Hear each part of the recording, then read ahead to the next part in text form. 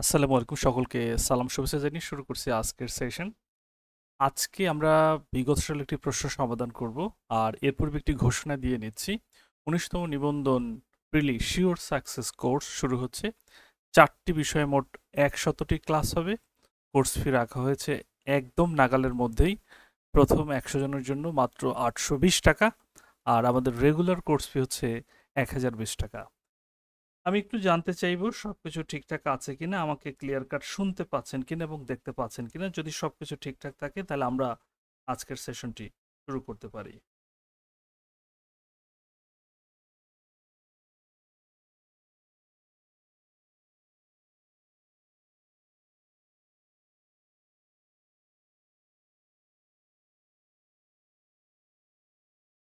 আলহামদুলিল্লাহ অনেকেই বলেছেন ক্রিস্টাল ক্লিয়ার আছে। Thank you very much. তাহলে আমরা আমাদের মনে হয় শুরু করার জন্য একদম প্রস্তুত।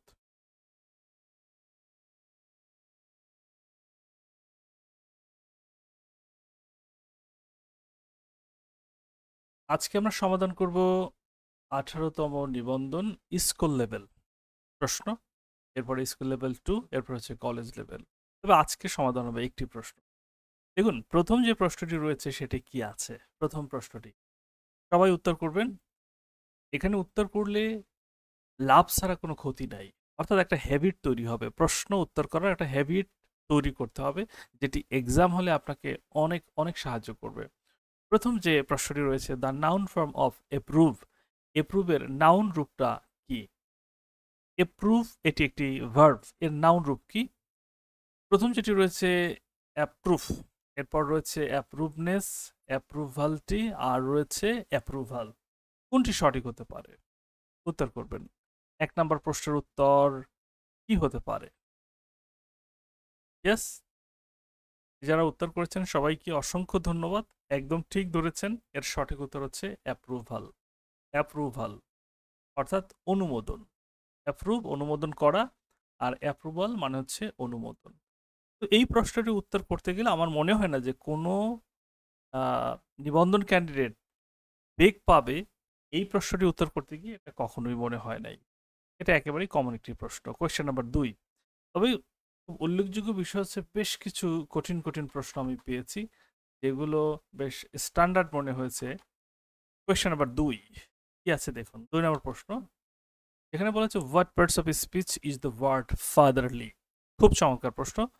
ফাদারলি এটি কোন পার্টস অফ স্পিচ? অপশন হিসেবে রয়েছে অ্যাডজেক্টিভ, ভার্ব, অ্যাডভার্ব আর হচ্ছে নাউন। ফাদারলি শব্দটা ভালো করে খেয়াল করেন, এটি সেন্টেন্সের বাইরে আছে। সো আপনাকে রুট বিবেচনা করে উত্তর করতে হবে।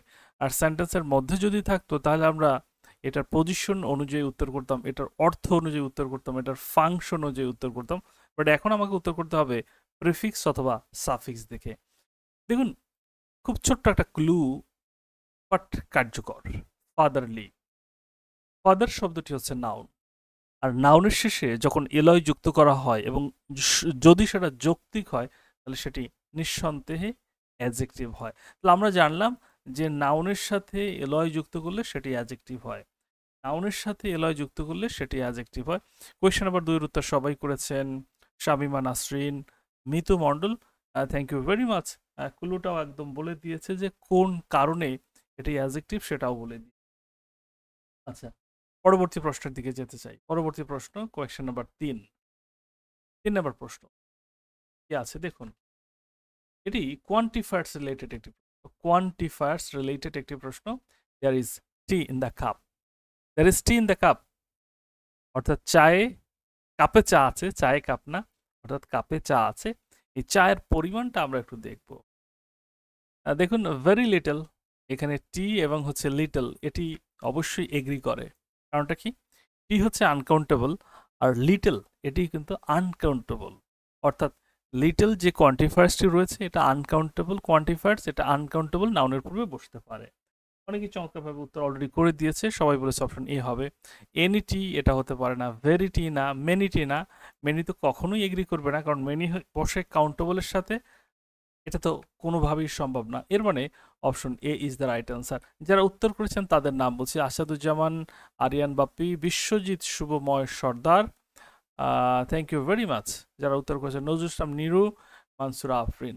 দেখুন আমাদের শীঘ্রই নভেম্বর মাসে চমৎকার একটি নিবন্ধন কোর্স শুরু হচ্ছে। যারা একেবারে ফুল কোর্স করতে চান বিশ্বস্ত কোনো জায়গা থেকে, আপনারা আমাদের এই কোর্সটি দেখতে পারেন। শিওর সাকসেস প্রিলি কোর্স। আমরা এভাবে ইনশাল্লাহ পড়াবো। 100টি ক্লাস থাকবে 4টি বিষয়ে। প্রত্যাশা রাখি আপনারা অবশ্যই পারবেন। দেখুন নিবন্ধনে প্রিলি পাস করা যতটা সহজ, রিটেন পাস করা ভাই ততটাই কঠিন। এই জন্য প্রিলির দায়িত্বটা আমাদের। আমরা যতটুকু পড়াবো ইনশাল্লাহ এর মধ্যে দিয়ে আপনি প্রিলি পাস করে যাবেন। রিটেনে বেশি গুরুত্ব দেন। আবার ইংরেজি বিষয়ে রিটেন ইনশাল্লাহ আমি পড়াবো। দেখুন 3 নম্বর কোয়েশ্চেন হয়ে গেল। Question number 3।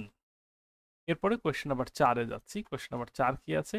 4 নাম্বার বলা হচ্ছে the police looking the mother. Mother না, এটা ম্যাটার হবে। ম্যাটার।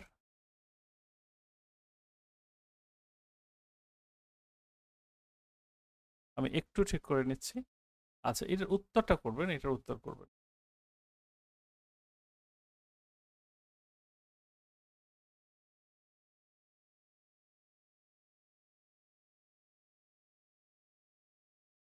MATER, matter. দেখি কে কি উত্তর করে। উত্তরটি চাচ্ছি। উত্তর চাচ্ছি। অপশন এ বলেছে, অপশন এ। সবারই উত্তর অপশন এ। রিয়েলি এটি কি উত্তর অপশন এ হবে? দেখুন লুক ইন্টু মানে কি? তদন্ত করা। লুক ইন্টু মানে হচ্ছে তদন্ত করা, কোনো বিষয়ে তদন্ত করা। The police is looking into the matter. Police এই ব্যাপারে তদন্ত করছে। পুলিশ এই ব্যাপারে তদন্ত করছে। এর মানে এই প্রশ্নের উত্তর যে সঠিক, এটি নিয়ে আর কোনো সন্দেহ রইল না। যারা আমাদের এই সেশনটি দেখছেন, আপনাদের কাছে খুব খুব খুব করে রিকোয়েস্ট থাকবে, ন্যূনতম একটি বারের জন্য হলেও আমাদের আজকের এই সেশনটি শেয়ার করবেন। আজকের এই সেশনটি শেয়ার করবেন এই প্রত্যাশা রাখি। আমরা বিগত সালের নিবন্ধন প্রশ্ন সমাধান করছি ধারাবাহিকভাবে। অনেকগুলো প্রশ্ন ইনশাল্লাহ সমাধান করব। সকল বিষয়ের প্রশ্ন সমাধান হবে। আমরা একটা রুটিন শীঘ্রই দিয়ে দেব। সেই রুটিন অনুযায়ী এমসিকিউ সেশনগুলো চলবে। A true patriot can die his country. একজন সত্যিকারের দেশপ্রেমিক মরতে পারে তার দেশের জন্য। দেখুন তাহলে কি হতে পারে। কামরুজ্জামান সাজু থ্যাংক জানিয়েছে, ধন্যবাদ। ওয়াহিদুল্লাহ হক, বিবি আসিয়া, মিতু মণ্ডল 5 নম্বর প্রশ্ন উত্তর করেছে। Sirajum Monira thank you very much. এইখানে একটু খেয়াল করেন, বোঝার চেষ্টা করবেন। এ ট্রু প্যাট্রিয়ট এটা একেবারে সরল, মানে ফর অর্থ দেয়, for. A true patriot can die for his country. একজন সত্যিকারের দেশপ্রেমিক তার দেশের জন্য মরতে পারে। একজন সত্যিকারের দেশপ্রেমিক তার দেশের জন্য মরতে পারে। আমরা যেন সবাই একটু শেয়ার করি এবং বন্ধু বান্ধবকে মেনশন করি। সিরাজুম মনিরকে খুব খুব ধন্যবাদ। ফেরদৌসি সুলতানাকে মেনশন করেছে। আমরা যেন প্রত্যেকে একজন করে বন্ধুকে মেনশন করি, কেমন? আচ্ছা, এখানে ডাইফার মানে ভালো কাজের জন্য মরা, দেশের জন্য মরা, এটা হচ্ছে ডাইফার। আবার প্রেমিকার জন্য মারা গেলে সেটা কি হবে, সেটা হচ্ছে একটা ফ্যাক্ট। এখানে 6 নম্বর যে প্রশ্নটি রয়েছে, 6 নম্বর খেয়াল করবেন। 6 নম্বর কি পাচ্ছি আমরা? He got his illness in 2 weeks. He got his illness in 2 weeks. খুব ভালোভাবে খেয়াল করবেন। এখানে গট মানে এটা একটা এরকম ফ্রেজাল ভার্ব। গেটের পর একটি প্রেপোজিশন আসবে। Got on, got by, got with, আর হচ্ছে গট ওভার। গট ওভার খেয়াল করেন। আমি ছোট্ট একটা এক্সপ্লানেশন আপনাদের দিয়ে দিচ্ছি। ছোট্ট একটা এক্সপ্লানেশন, খুব বড়সড় নয়। এই যে দেখুন এক্সপ্লানেশনটা কি। গেট ওভার মানে হচ্ছে to get better after an illness. অর্থাৎ কোনো অসুস্থতা হতে সুস্থ হওয়া, ভালো হওয়া, এটা হচ্ছে গেট ওভার বলা হয়, গেট ওভার। তাহলে এখানে ফার্স্ট টেন্সে রয়েছে, তাহলে আমরা গেটের পরে কি ব্যবহার করতে পারি? অবশ্যই ওভারে ব্যবহার করতে পারি। He got over his illness in 2 weeks. অর্থাৎ 2 সপ্তাহে সে তার অসুস্থতা থেকে ভালো হয়েছে। 2 সপ্তাহে সে তার অসুস্থতা থেকে ভালো হয়েছে। উম্মে হানি শিমু সে বলছে দেশের জন্য মরলে পর হয়। আচ্ছা, থ্যাংক ইউ। তার প্রাইমারি তৃতীয় ধাপের রেজাল্ট নাকি আগামী বৃহস্পতি দিবে।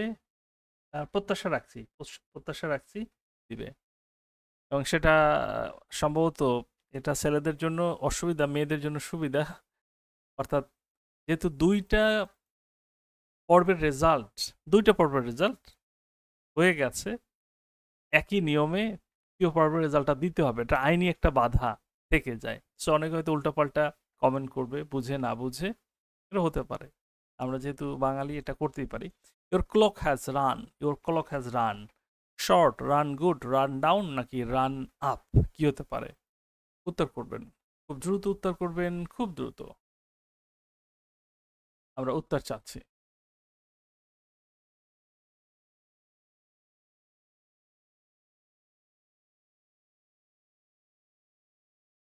দেখি কে কত ফাস্ট উত্তর করতে পারে, কে কত ফাস্ট উত্তর করতে পারে। প্রত্যাশা রাখবো খুব দ্রুতই উত্তর পেয়ে যাব।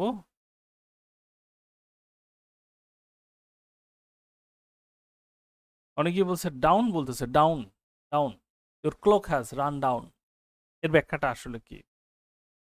রান ডাউন, এখন এটার ব্যাখ্যা যদি বলি ব্যাখ্যাটা কি, তখন আর কেউ কিছু বলবে না, বাট শুধু উত্তর করবে যে রান ডাউন, রান ডাউন। এটা উত্তর সবারটা ঠিক আছে, বাট উত্তরটা কেন সঠিক এই ব্যাপারে কারো কোনো আর কিছুই মনে নাই। দেখুন এখানে রান ডাউন বলতে আসলে কি, মানে ঘড়িটি বন্ধ হয়ে গেছে, যন্ত্রপাতি নষ্ট হয়ে গেছে, এরকমটা বোঝাচ্ছে। আর এরপর দেখুন যেটা আছে পরবর্তী অপশন আমরা পাচ্ছি যে রান শর্ট, রান শর্ট এর মানে হচ্ছে রান শর্ট, এটা হচ্ছে দূরত্বের ক্ষেত্রে এটা ব্যবহার করা হয়। আর রান গুড মানে তো ভালো, সেটা বাট এটা ঘড়ির ক্ষেত্রে প্রাসঙ্গিক নয়। আর এরপর হচ্ছে রান আপ, রান আপ মানে কি শেষ হওয়া, বাট সেটা তো ঘড়ির ক্ষেত্রে ব্যবহার করা যায় না। আমরা ব্যবহার করতে পারি কি run down, your clock has run down, এটার আয়ু শেষ, এটা বিকল হয়ে গেছে। কোয়েশ্চেন নাম্বার 7, সেটাই তো স্যার, যদি না হয় তাহলে তো আমাদের সাথে অন্যায় করা হবে। ইয়েস, এক এক গ্রুপের সাথে অন্যায় হয়, মানে একটা সিদ্ধান্ত কখনো সবার পক্ষে গেছে এটা আমি কখনো দেখি নাই। আমি যতটুকু বুঝি, মানে যতটুকু বয়স হয়েছে এই জীবনে, এই ৩৫ বছরের জীবনে আমি দেখি নাই যে কোনো সিদ্ধান্ত সবার জন্য ভালো হয়েছে, এটা কখনো হয় নাই। My uncle arrived while I cook the dinner. ওয়াইলের একটা চমৎকার ব্যবহার আছে, ওয়াইলের ব্যবহারটা আমি বলি। ওয়াইলের ক্ষেত্রে ওয়াইল দুটো কাজকে যুক্ত করে, এক্ষেত্রে মাথায় রাখতে হয় যে একটি অংশ কন্টিনিউয়াস টেন্স হয়, একটি অংশ হয় ইনডেফিনিট, আরেকটি অংশ হয় কন্টিনিউয়াস। তবে দুটো টেন্সের মধ্যে একটা সম্পর্ক থাকে, অর্থাৎ দুটো একই টেন্সে হয়। তার মানে এইখানে খেয়াল করেন, এইটা যেহেতু পাস্ট ইনডেফিনিটে, তার মানে ওয়াইল, এই যে কুক, এটা পাস্ট কন্টিনিউয়াস করতে হবে। While I was cooking, while I was cooking. অনেকেই কমেন্ট করেছে, কমেন্টগুলো একটু দেখবো। থ্যাংক ইউ ভেরি মাচ, আবদুল্লাহকে ধন্যবাদ, ধন্যবাদ। আচ্ছা, তার মানে এখানে যেটা পেলাম আমরা, মাই uncle arrived while I was cooking the dinner. তাহলে এই ওয়াইলের ব্যবহারটা দেখুন, এই প্রশ্নটি হয়তো সরাসরি আসবে না, বাট সামান্য পরিবর্তন হবে। এই জন্য আপনি এই প্রশ্নটি মুখস্থ না করে নিয়মটা বোঝেন। ওয়াইল একটি কনজাংশন, এটি দুটো সেন্টেন্সকে যুক্ত করবে, অর্থাৎ এই দুটো সেন্টেন্স মানে দুটো ক্লজ বলা হয়, বাট আপনি সংক্ষেপে বোঝার জন্য দুটো সেন্টেন্স মনে রাখবেন। এই দুটো সেন্টেন্সের একটি হবে কন্টিনিউয়াস, একটি হবে ইনডিফিনিট। তবে দুটো সেন্টেন্সের মধ্যকার টেন্সের সমতা বজায় থাকবে। একটি সেন্টেন্স যদি পাস্ট ইনডিফিনিট হয়, আরেকটি হবে পাস্ট কন্টিনিউয়াস। একটি যদি হয় পাস্ট না হয়ে প্রেজেন্ট ইনডিফিনিট হয়, আরেকটি হবে প্রেজেন্ট কন্টিনিউয়াস। এই যে ইনডিফিনিট কন্টিনিউয়াসের খেলাটাই মূলত আমরা পাচ্ছি এই ওয়াইলের মধ্যে। ওকে, আমার মনে হয় যেটা হয়ে গেছে, আমার মনে হয় যেটা হয়ে গেছে। আপনারা অবশ্যই অবশ্যই একটু শেয়ার করে দেবেন সেশনটি, যাতে সবাই উপকৃত হয়। দেখুন, জ্ঞান এটাকে আটকে রাখার জন্য নয়, এটাকে বস্তাবন্দি করে রাখার জন্য নয়, এটা সবার মাঝে ছড়িয়ে দেওয়ার জন্য। এই সেশনগুলো কতটা উপকারী এটা যারা দীর্ঘদিন ধরে আমার সাথে যুক্ত আছে তারা জানে। This is not like the session just showing the question and answering the question. এখানে আপনি এক্সপ্লানেশন পাবেন, যেই ইউনিক এক্সপ্লানেশনগুলোর মাধ্যমে পরবর্তীতে নতুনভাবে যে প্রশ্নগুলো আসবে সেগুলোর উত্তর করতে পারবেন। তো এই ভালো জিনিসগুলো শেয়ার করবেন, তাহলে বেশি বেশি কেয়ার পাবেন, এটাই তো কথা। আচ্ছা, প্রত্যেকে এক একজনকে মেনশন করবেন। দেখুন এখানে যেটা বলা হচ্ছে, the old lady can not help a cup of tea. Cannot হেল্পের একটা ব্যবহার আমরা জানি, ক্যানট হেল্প। ক্যানট হেল্পের পরে ভার্ব আসলে সেই ভার্বের অবস্থা 12টা বেজে যাবে। কিরকম? সেই ভার্বটাকে আইনজি রূপে ব্যবহার করতে হবে। আমি আবার বলছি, ক্যান নট হেল্প এরপরে যদি কোনো ভার্ব আসে তাহলে ওই ভার্ব আইনজি রূপে ব্যবহার করতে হবে। এর মানে হচ্ছে কোনো কিছু করে না পারা। The old lady cannot help having a cup of tea, মানে এই যে বৃদ্ধ মহিলা এটা চা না খেয়ে পারেনি। এই যে কোনো কিছু না করে না পারা, কোনো কিছু না করে না পারা। বলে না আমি তোমাকে ফোন না দিয়ে থাকতে পারি না, I cannot help calling you. আমি তোমাকে ফোন না দিয়ে থাকতে পারি না। এই বৃদ্ধ মহিলা চা না খেয়ে থাকতে পারেনি। The old lady can not help having a cup of tea. সবাই বুঝেছেন কিনা জানাবেন। হায়াতুন্নেসা উত্তর করেছে, বিজয় উত্তর করেছে, বিউটি আক্তার উত্তর করেছে, মানসুরা, গোলাম মোর্শেদ উত্তর করেছে। আচ্ছা, ফেরদৌসী সুলতানা অনেকেই খুব চমৎকারভাবে উত্তর করেছে। আমাদের কিন্তু দুটো ব্যাচ চলমান আছে, একটা হচ্ছে 19তম নিবন্ধন প্রিলি শিওর সাকসেস ব্যাচ। 4টি সাবজেক্টে মোট 100টি ক্লাস পাবেন ইনশাল্লাহ। 4জন বিষয়ভিত্তিক শিক্ষক থাকবেন, একজন শিক্ষক নয়, 4জন, আই রিপিট 4জন শিক্ষক থাকবেন। চমৎকার চমৎকার শিক্ষক পাবেন। আমি ইংরেজির জন্য আছি, আবদুল্লাহ স্যার থাকবেন। বাংলা নিয়ে আবদুল্লাহর যে রিলসগুলো যারা দেখেছেন, ভিডিওগুলো দেখেছেন ছোট ছোট, তারা আপনারা হয়তো বলতে পারবেন কেমন ক্লাস নেয়। ম্যাথের জন্য আমাদের সাহাদ স্যার আছেন, আর জিকের জন্য আরও একজন চমৎকার শিক্ষক আছেন, রাজিন স্যার আছেন। আচ্ছা, চলুন তাহলে দেখি। তারুণ্য বলছে আপনার ক্লাস খুব সুন্দর স্যার, আমার জন্য দোয়া করবেন, আমার যেন প্রাইমারি জবটা হয় ইনশাল্লাহ ইনশাল্লাহ। এইখানে পরবর্তী প্রশ্নে আমরা যাচ্ছি। কি আছে? He advised me give smoking. He advice me give smoking, অর্থাৎ সে আমাকে উপদেশ দিয়েছে স্মোকিং ছাড়ার জন্য। তাহলে ছাড়ার জন্য ছাড়া, গিভের পরে কোন প্রিপোজিশন বসালে এটার অর্থ ত্যাগ করা বোঝায়? Question number 10। খুব জটিল কিন্তু নয়, প্রশ্নটা চমৎকারই তো মনে হয়, বহুবার এসেছে বিভিন্ন পরীক্ষাতে। ক্যান নট হেল্পের পরে আইএনজি হয়, আলামিন, এটুকুই, আর কিছু না। 10 নাম্বার দেখুন, গিভ আপ। হি অ্যাডভাইস মি কি হতে পারে এই প্রশ্নের উত্তর?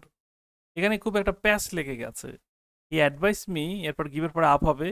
Give up smoking, to give up, in give up, নাকি ফ্রম গিভিং আপ? তাহলে এখন আমাদের কি করতে হবে? আরো চিন্তা করতে হবে। দেখুন, অনেকে হয়তো অলরেডি উত্তর করে দিয়েছে, একটুও চিন্তা করেনি, একটুও ভাবেনি, একটুও ভাবেনি। কি হতে পারে?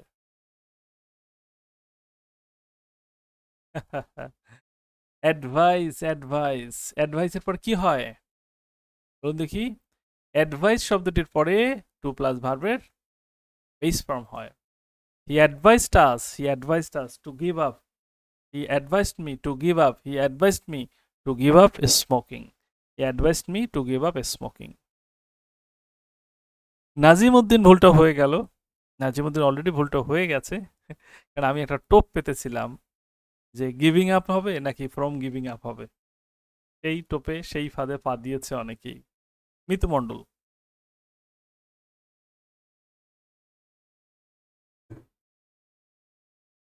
চমৎকার। চলুন তাহলে আমরা আরেকটু আগাই। এটার উত্তর তো হয়ে গেল। Question number 11। He said that he the previous day. দেখুন, এই প্রশ্নটার উত্তর করা এটা হচ্ছে সেকেন্ডের বিষয়, তবে আপনাকে সেই ক্লুটা জানতে হবে। কেন এটি সেকেন্ডের বিষয় আমি আপনাকে বলছি। দ্য প্রিভিয়াস ডে মানে হচ্ছে এটা কোন টেন্স? দ্য প্রিভিয়াস ডে এর মানে হচ্ছে এটি পাস্ট হয়ে যাবে, তাই না? পাস্ট। এখন পাস্টের কোনটা খেয়াল করছেন? এখানে পাস্ট ইনডিফিনিট আছে, পাস্ট পারফেক্ট আছে। তবে এইখানে ব্যাপার আছে, দ্যাট যেটা একটা কনজাংশন, দ্যাটের বাম পাশে যখন আপনি পাস্ট ইনডিফিনিট পাবেন, তখন দ্যাটের ডান পাশে কি হবে? উত্তর কিন্তু করে দিয়েছে একজন অ্যারাইভ করেছে। He said that he arrive the previous day. না ভাই, এখানে যেটা যৌক্তিক সেটি কি হওয়ার কথা? সেটাই হওয়ার কথা, হ্যাড কাম। যৌক্তিকতার খাতিরে যদি বিচার করা হয় তাহলে হ্যাড কাম হওয়ার কথা। কারণ আপনি একটু ন্যারেশনের কথা চিন্তা করেন, ন্যারেশনের কথা চিন্তা করলে আই হোপ এটার উত্তর পেয়ে যাবেন, আর বিভ্রান্তিতে পড়তে হবে না। তাহলে একটা অংশ পাস্ট ইনডেফিনিট, আর অংশ পাস্ট পারফেক্ট হয়ে গেল। উত্তর কিন্তু হয়ে গেল। ওকে, কোয়েশ্চেন নাম্বার 12 বলা হচ্ছে the work is to be immediately কি হতে পারে উত্তর? কি হতে পারে উত্তর বলুন? দ্য প্রিভিয়াস ডে, এটি এটি এটি ইনডাইরেক্ট ন্যারেশনে আছে। আচ্ছা, 12 নম্বর কোয়েশ্চেন উত্তরটা চাইবো। 12 নম্বর কোয়েশ্চেন আপনাদের উত্তর কামনা করছি। দেখি কে কত ফাস্ট উত্তর করতে পারে, আপনাদের শেয়ার কামনা করছি। The work is to be immediately. The work is to be immediately. তাহলে বি এর পর কি হতে পারে? is to do, done, is to be done immediately. কাজটা খুব দ্রুতই করতে হবে। হয়ে গেল কোয়েশ্চেন নাম্বার, হয়ে গেল। তারান্নুম উত্তর করেছে ইমরান হোসাইন ভুইয়া। মাসুম বিল্লাহ উত্তর করেছে। এবারে আমরা কিছু ভোক্যাব রিলেটেড প্রশ্ন পাবো। আই হোপ আপনারা এটা পারবেন। Select the same meaning. Select the same meaning, একেবারে সমার্থকটা বের করতে বলছে। প্যারাগম্যাটিক। প্যারাগম্যাটিক শব্দের অর্থটা কি? প্যারাগম্যাটিক মানে হচ্ছে যেটাকে আমরা বলি প্রায়োগিক। প্যারাগম্যাটিক প্র্যাকটিক্যাল। তবে এখানে অলরেডি কিন্তু আমরা পেয়েছি প্যারাগম্যাটিক মানে কি, এইটা কিন্তু আমরা পেয়ে গেছি। প্যারাগম্যাটিক মানে কি বলুন দেখি? প্যারাগম্যাটিক মানে হচ্ছে প্র্যাকটিক্যাল। এটা নিয়ে কারো কোনো ঝামেলা আছে কিনা? কোনো ঝামেলা আছে কিনা জানতে চাচ্ছি।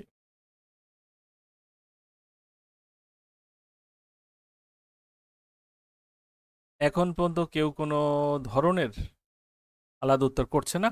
ইয়েস, প্র্যাগম্যাটিক মানে হচ্ছে প্র্যাকটিক্যাল, বাস্তব, হাতে কলমে। ওয়েস্টফুল নয়, প্রোডাক্টিভ নয়, আর ফাসি নয়। হয়ে গেল, সঠিক উত্তর আমরা পেয়ে গেলাম। কোয়েশ্চেন নাম্বার 13 শেষ হলো। পরবর্তী একটি প্রশ্ন কেমন যেন, এই কোয়েশ্চেনটা কেমন যেন, তাই না? গ্যারুলাস। গ্যারুলাস মানে কি? এখানে আমি একটা মানে আমাকে একটা লোকাল কথা বলতে হবে, গ্রামের ভাষা বলতে হবে। বেশি কথা বললে ওকে বলে গারুলি। এই তুই গারুলির মতো কেন করো? আমাদের অঞ্চলে বরিশাল জনে বলে বেশি কথা বললে লোকে গারুলি বলবে। আপনি এইটা মাথায় রাখবেন। গ্যারুলাস মানে হচ্ছে টকিং টু মাচ। যারা অত্যধিক কথা বলে সেটাকে বলা হচ্ছে গ্যারুলাস। আমি জানি না। ভর্তি হতে চাই বিজয় হাসান। দ্রুত আপনি আমাদের পেজে ইনবক্স করুন। দ্রুত আমাদের পেজে ইনবক্স করুন। ওকে, তার মানে দি ওয়ার্ড গারুলাস, এটা মনে রাখবেন। প্রায়ই বলে যে গারুলির মতো বেশি কথা বলিস না, বেশি কথা বলে লোকে গারুলি বলবে। এই তুই কি গারুলি যে বেশি কথা বলিস? তাহলে গারুলাস মানে টকিং টু মাচ। হয়ে গেল। Question number 14। Question number 14, question number 15তে যাব। কোয়েশ্চেন নাম্বার 15তে যাব। ফ্রান্সাইজি। ফ্রান্সাইজি মানে কি? ফ্রান্সাইজি, ফ্রান্সাইজি আমরা যেটা বুঝি, কি বুঝি? আহ, আমরা যেটা বুঝি সেইটা না। ফ্রান্সাইজি দিছে, তাই না? ফ্রান্সাইজি মানে হচ্ছে বিশেষ সুবিধা। ফ্রান্সাইজি মানে হচ্ছে বিশেষ সুবিধা। ওকে, আরিয়ান বাপ্পি ভর্তি হবো ইনশাল্লাহ, অনেকেই ভর্তি হবে। দেখুন, ইংলিশ আপকে যারা চেনেন, আমাকে যারা চেনেন, পারলে সিঙ্গেল একজন পার্সন বলেন যে আপনাদের কোনো কোর্সে আমি আপনাদের সাথে কোনো ধরনের ওয়াদার বরখেলাপ করেছি, আপনি কমেন্ট উল্লেখ করে যান। আমি এইটুকু বুকে হাত দিয়ে বলতে পারি, নেভার। আমি বাংলাদেশে ইংরেজি কোর্স করাতাম ৩২৫০ টাকায়। ৩২৫০ টাকায় আমি কোর্স করিয়েছি। প্রথম ২ বছর শুধু ৩২৫০ টাকায় কোর্স করিয়েছি ইনশাআল্লাহ। তারপরে প্রচুর স্টুডেন্ট পড়িয়েছি। কেউ বলতে পারবে না যে কথা দিয়ে কথা রাখে নাই। সো এখানে ৩টি বড় ধরনের বড় বড় পেজ পাবেন। ইংলিশ হাব পাবেন, আবদুল্লাহর যে বাংলা গুরুটা পাচ্ছেন, এরপর হচ্ছে ম্যাথ ওয়ার্ল্ড পাচ্ছেন, এছাড়া রাজিন্স জিকে পাচ্ছেন। এখানে ৩টি কিন্তু বড় বড় পেজ আপনাদের সাথে যুক্ত আছে। সো আমরা আমাদের রেপুটেশনের বিষয়ে যথেষ্ট কনফিডেন্ট এবং এটা রক্ষা করতে দৃঢ় প্রতিজ্ঞ। দেখুন, ফ্রান্সাইজি মানে প্রিভিলেজ। ফ্রান্সাইজি মানে হচ্ছে প্রিভিলেজ, সহজ কথা। বিশেষ সুবিধা, এটা মানে হচ্ছে প্রিভিলেজ। হয়ে গেল, হয়ে গেল। পরবর্তী প্রশ্ন কি আছে দেখি। এলাই। এলাই মানে কি? অ্যান্টোনিম বলছে, অ্যান্টোনিম এলাই। এলাই এর অ্যান্টোনিম চেয়েছে, এলাই এর অ্যান্টোনিম চেয়েছে, কি হতে পারে?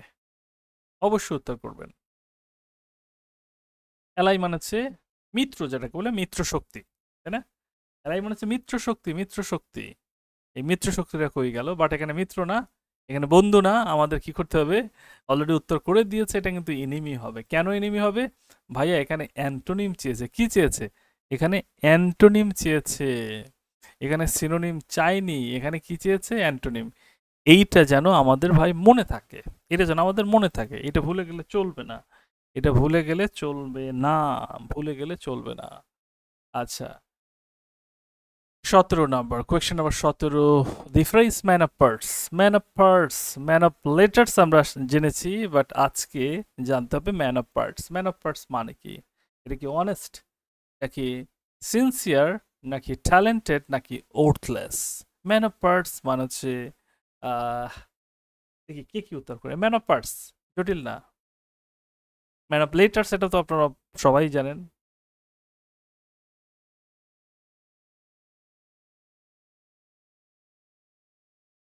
উত্তর চাচ্ছি।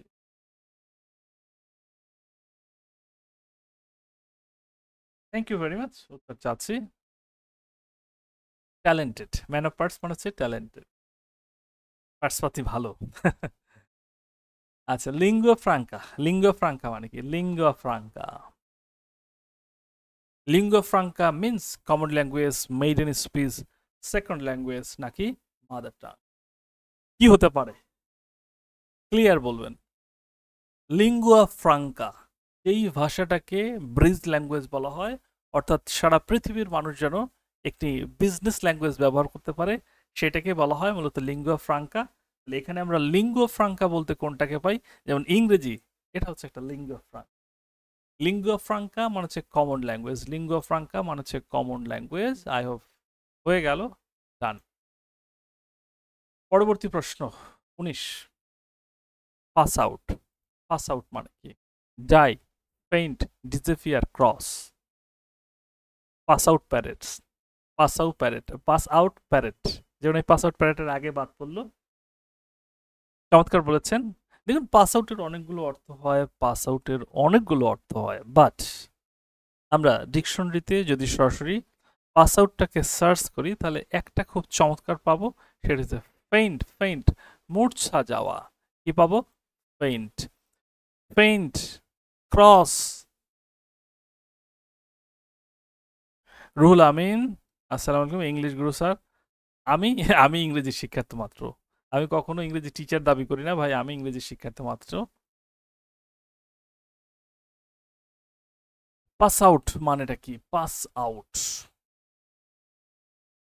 অনেকে অনেকভাবে উত্তর করতেছেন, আই ডোন্ট নো ওয়াই, এই জন্য আমরা সময় নেব।